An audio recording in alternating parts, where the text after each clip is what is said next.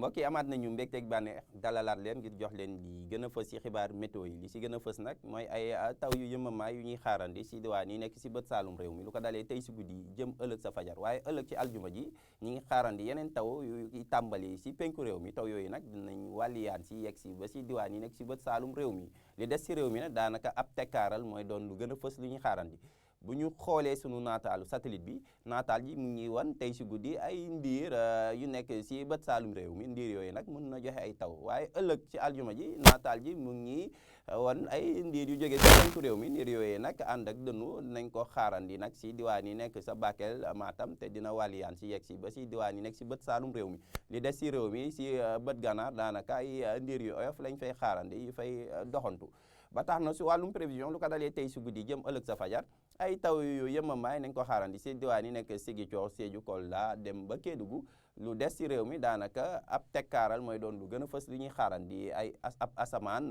su tijjee ko ay niir yu oyof la ñuy xaarandi si bët gànnaar si digg réew mi ak si diwaan yi nekk si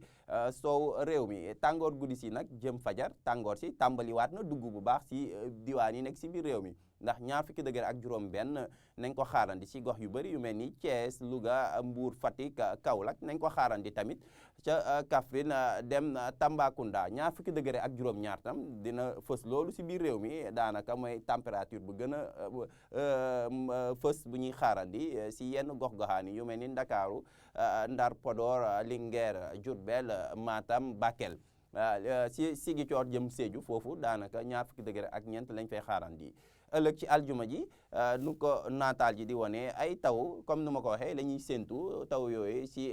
penku réew mi lu ko dalee Bakel Tamba Kédougou taw yooyu nag dinañ wàlliyaan si ba yegg si Kolda Sédhiou ñëw Ziguinchor lu des si réew mi bu ñu ñëwee si Kaolack ak Kaffrine foofee nag ab asamaan su bëri ndiir dinañ ko fa xaarandi li des si réew mi ñi ngi xaarandi ab jant ju fenk comme ni ngeen ko gisee ay ab ndiir yu oyof ay ndiir daal yu oyof nañ ko séntu si bët gànnaar si digg réew mi ak si diwaan yi nekk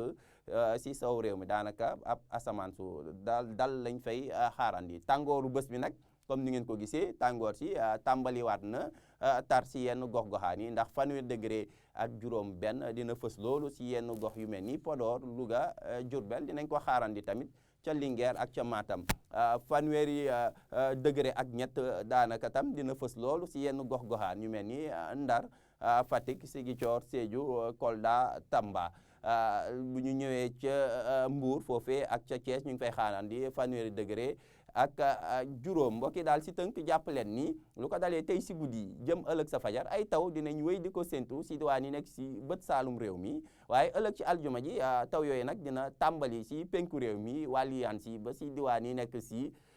bët saalum réew mi lu des si réew mi ab tekkaaral mooy doon lu gën a fës luñ fay xaarandi tàngoor si nag tàmbaliwaat na dugg as tuut si biir réew mi ndax fanweeri degré ak juróom benn nañ ko xaarandi si yenn gox-goxaan yu bëri si biir réew mi mbokk yi lii moo gënoon fës si ay xibaar météo ñu ngi leen di jox dig daje ba ëllëg wasalaam